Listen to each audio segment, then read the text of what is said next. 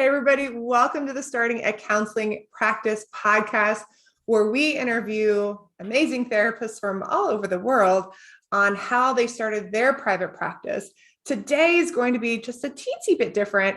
We're going to be working with and talking with someone who helped his wife launch her therapy practice. What he was able to see from the outside as a non-therapist, when and how he stepped in, why he stepped in, and how that impacted the growth of her therapy practice. So we kind of get the inside scoop of what it's like to build a therapy practice from the place of the spouse who's coming in to kind of support there. So Daniel Fava is here. He also builds websites for therapists that launch him into a whole nother space after seeing what his spouse went through. So we're going to be diving into all that exciting stuff. Daniel, thank you for being here. Yeah, thanks so much for having me, Miranda. I'm super excited to chat. Me too. So tell me about this. Can we start here? I'm going to ask you some kind of funny questions, but I'm so curious on the answers. Okay. Why did your wife decide to become a therapist?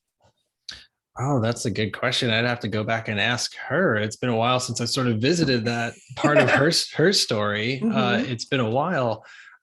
She was kind of in this interesting space where she went to grad school, and then she was like, okay, what do I do now? And she grew up doing a lot of overseas missions work. That's a side story too. I met my wife in Thailand while we were both on a mission trip. So that was a big part of her heart and her story. And she was like, okay, she had an opportunity to go and do some more long-term missions outreach work overseas to help her. It was actually her youth pastor who started an organization that goes to a bunch of different countries around the world. Yeah. So she got her master's, and then was like, okay, I could do missions, or I can start building my counseling stuff. And she prayed about it, and she felt like it was really up to her. And she ended up saying, okay, I'm going to actually pause the therapy stuff, and I'm going to go do missions. But when she was doing that, so I met her in Thailand, and we were the organization that we were working with over there was helping women who were in sex trafficking, like, come out of that and start learning, basic skills so they could be employed in other businesses rather than, selling themselves and that sort of thing. So we were both working with women who had history of trauma and stuff like that. So she was able to use her therapy skills to help those women, even just being the simple day-to-day, just being present with them and talking to them. And so it was kind of cool to watch her kind of grow in that, because she was marrying the two things that she was passionate about. So fast forward, and then you're in there as like the business, like, how do I help these women, give them business skills? Like, from your perspective, or what was your role? Well, at that time, I wouldn't call myself an entrepreneur. I didn't know what I was doing at that point in my life. I was 27 at the time. So I was still figuring stuff out. I had gotten laid off like 6 months earlier. This was in like 2018 when everything crashed. So I had gotten laid off from the website design job that I was at for a marketing agency. And so I was in this place of like, what 2008 or 18? I'm sorry, 2008. Yeah. much longer time ago. So I was trying to figure out my life too at the time. So, but I did get to use my website design skills to help the foundation nonprofit that we were both working with there. So we were both kind of using our skills, our passions over there while we were volunteering. And so when we met in Thailand, we kind of hit it off right away. We knew this was it. We're going to get married. So we landed in Atlanta as our place to begin our lives together. She's from Tampa originally. I was from New York. We chose Atlanta. And then it wasn't for another year and a half or 2 years till she launched out in her in private practice. It took her a while to get it's that whole thing, like she wanted to get licensed, but no one would take her on to supervise her to get her hours. It was that whole struggle.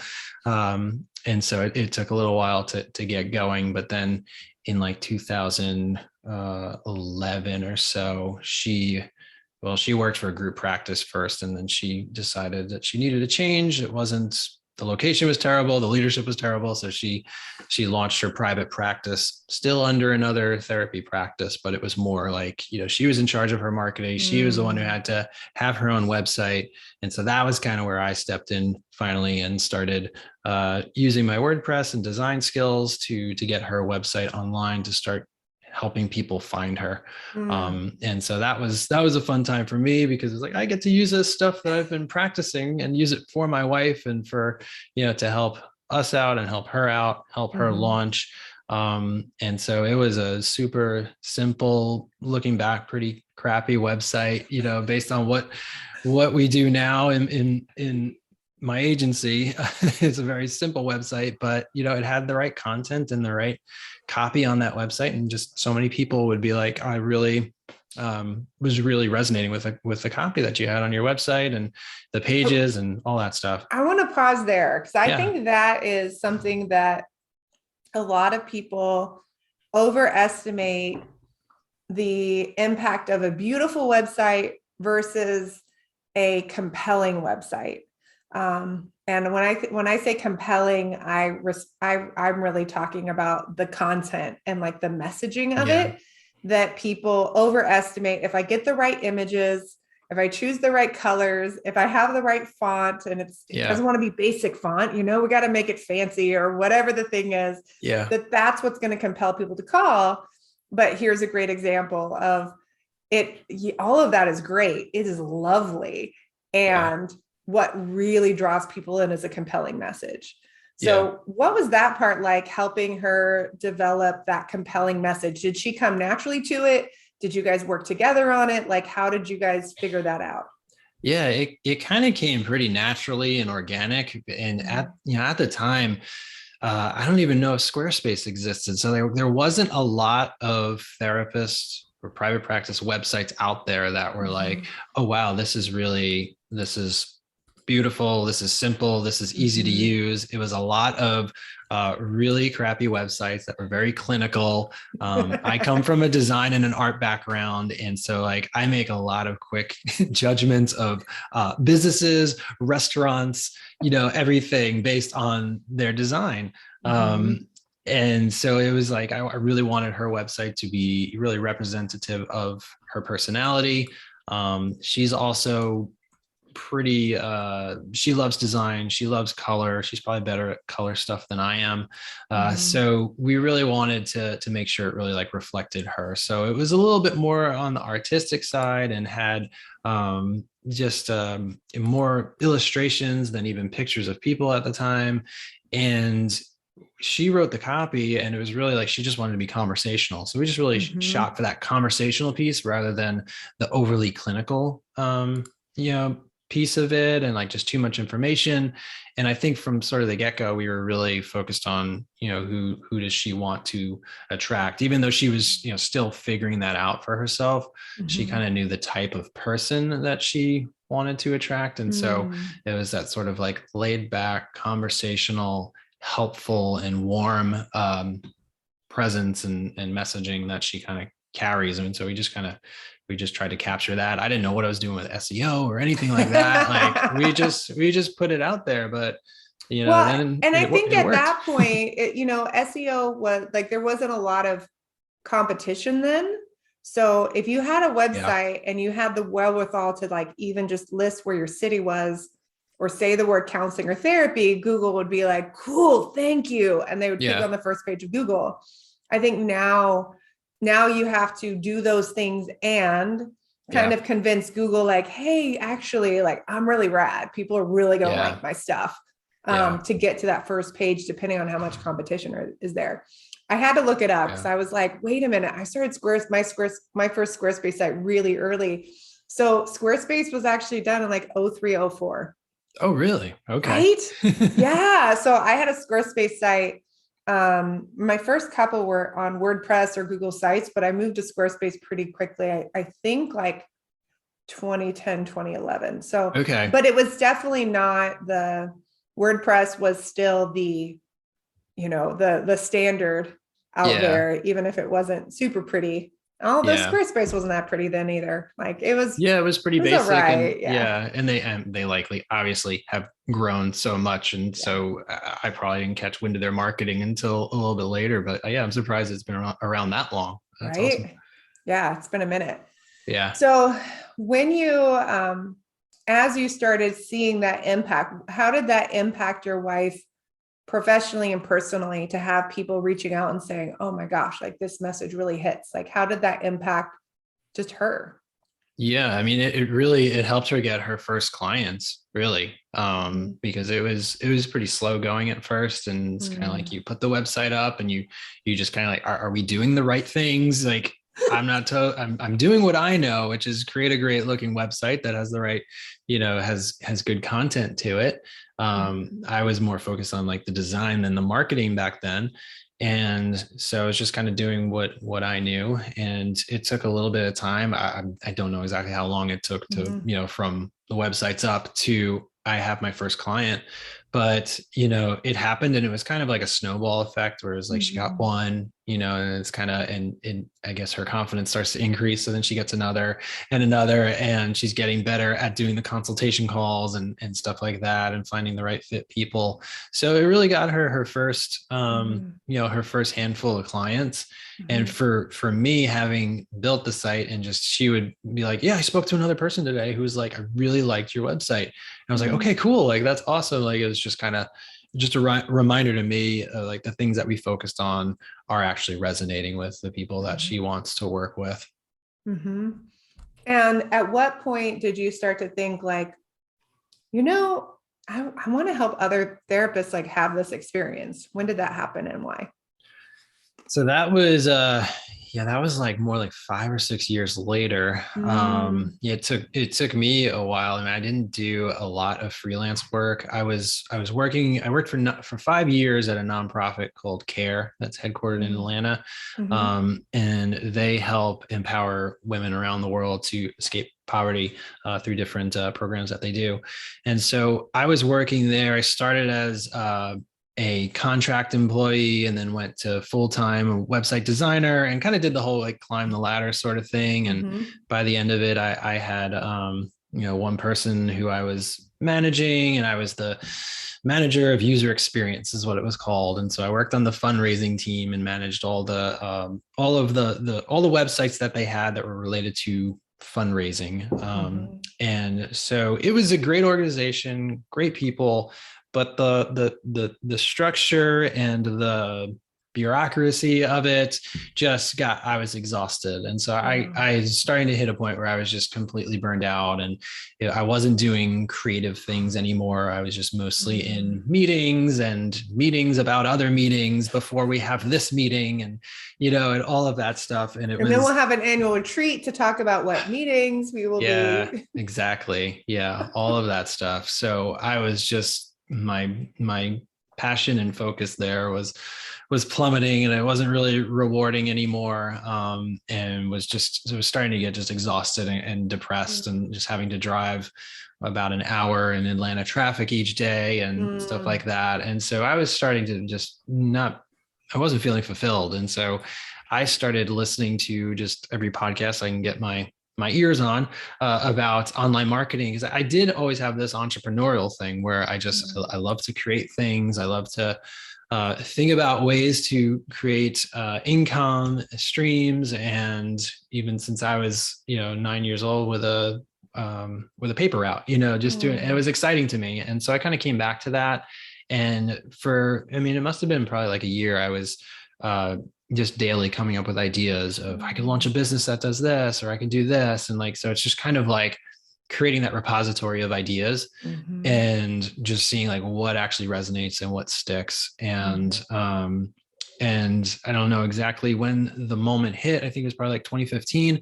I realized I do love creating websites, Mhm. and just I think I needed something that was from my story that I could then apply to other people's businesses and their stories. And so Mhm.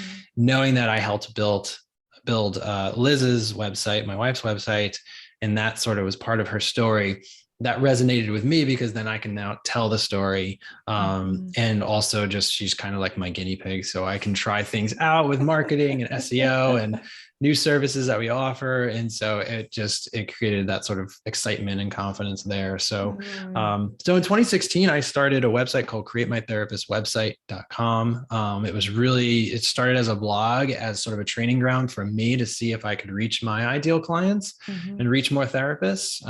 And so I would just publish blog posts once a week, and did that for like 2 years. And also before going full time with this business, we were pregnant with our first son. And so that kind of lit the fire for me to get this thing launched, and probably should have waited until after he was born, but I wanted to make sure that I had the freedom to be home, when he was born. And so went full time with this business in 2016. I had one client at the time, one client lined up, and that was September 2016. And our son was born in February of 2017.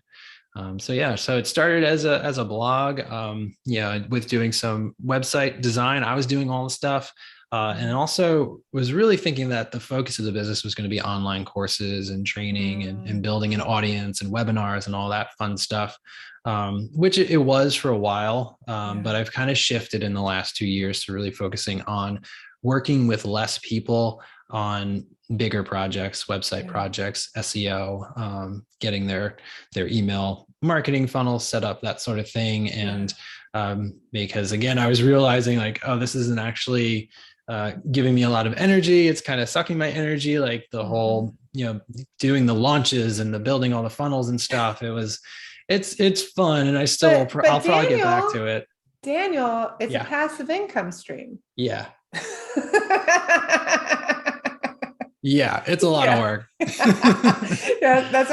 my favorite thing is when somebody comes and says, I'm going to launch an online course because I want a passive income stream. And I'm like, tell me more. I mean, every time you launch is maybe a little bit less passive because you get those systems more and more squared away and in place. But no, we just finished a launch for our business school for therapists. Yeah. And I mean, it's months of preparation, and it's hours and hours and hours and hours and hours and hours, and like a whole team of people. And it is a whole process. And that's not even into the actual like delivering or providing of the course part. The course part, the teaching, I mean, that's the easy part. It's the rest of it. Yeah. But I think that, going back to what you were talking about two parts. One is like reconnecting with like, what am I really passionate and energetic? Like, where is their ease? And I think especially as therapists don't tend to give themselves permission to do that. And yet it's so incredibly powerful. And I think the second part that I've definitely been noticing, especially over the last 2 years, is there's a lot more people in a place of like, can somebody do this for me? Can someone do this with me? Like, I'm burned to a crisp. Like, I can't keep doing it all on my own. And I think that's a beautiful transition in our field, is that more people are treating their businesses like businesses and saying, you know what, I don't want to figure out all of the pieces, and I'm willing to invest, $3,000, $5,000, $7,000 into making sure that I have a good foundational piece of where I'm running my, $1 million group practice versus like, I don't want to, I've had people say, I want to start this like big group practice.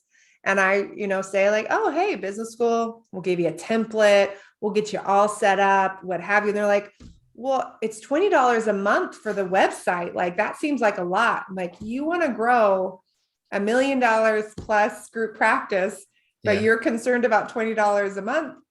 We have bigger issues. Like, like there are bigger issues. There are some pieces that we get to decide where we invest into.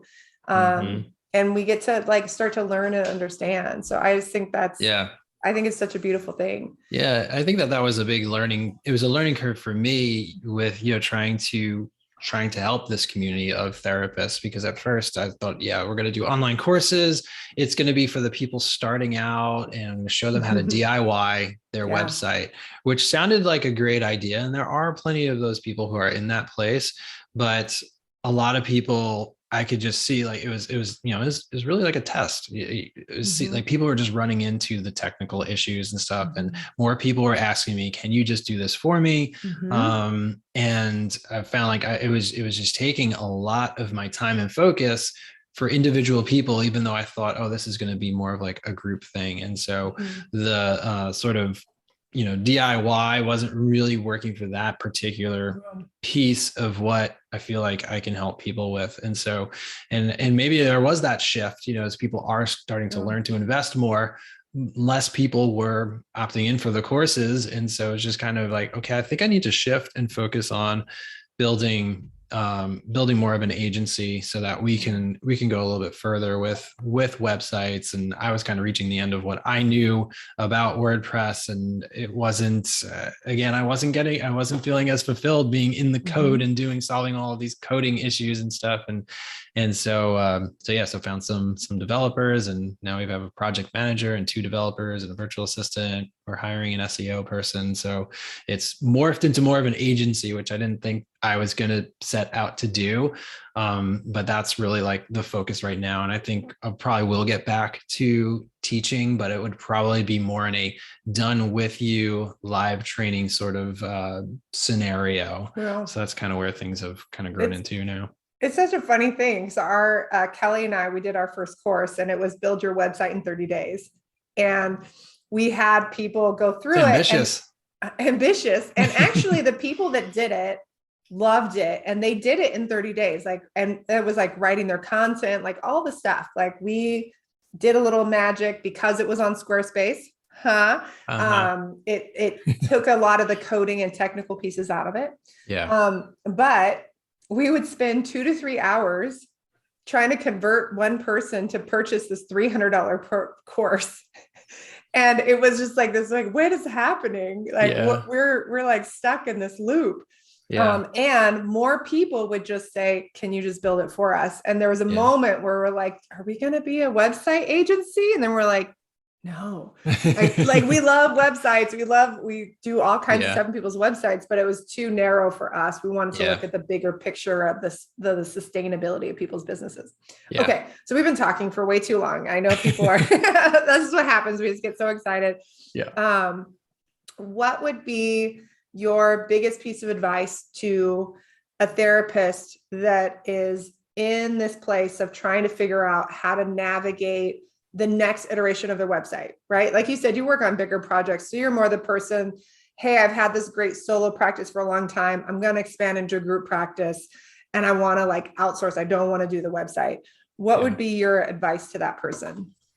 I would say get really clear on the services that you offer, and don't be afraid to really showcase those services. And what I mean by that, and sort of where I see people get stuck, so many people that I consult with, they're wondering why they're not getting any traffic, or they're wondering why they're not getting many conversions on their website. And when I look at the website, they have like one page that has all their services. It's just this catch-all sort of thing. And I think what people don't realize, list of here's a bullet CBT, list of all I can, EMDR, somatic therapy, Yeah, exactly. And so often my first piece of advice is like, you've got this list of everything you do here. You need to start creating pages for each one of those. And sometimes I get resistance because people are like, oh, that's going to make my website so big and busy. And, coming from the design background, I'm like, not if you do it right, not if you organize it. But what people don't realize is that most people aren't going to visit every page on your website, but they might come from Google to a specific page about EMDR therapy in Atlanta, very, very specific. So just don't be afraid to write content for all of those pages, or hire a great copywriter to help you work through what needs to be on those pages, and be very specific about who that service is for, how that service works, FAQs related to that service. Just really lay it all out there on that page, so that if anyone does come and just sees that page, they're kind of gripped with, that's the service for me, and I know what to do next. They're compelled to call you. And then from there, it's clear on exactly how to get set up and do a consult. I love it. Thank you, Daniel, for your time. So appreciate Yeah. it. If you want that people want to learn more, they should go to Privatepracticeelevation.com. there you go. So check that out.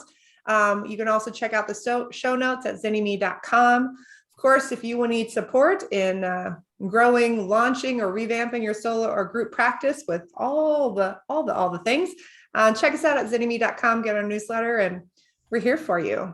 Remember, you matter. We need more therapists out there doing the work and connecting in with people and doing it in a way that's sustainable, and that is possible. So until next time, y'all.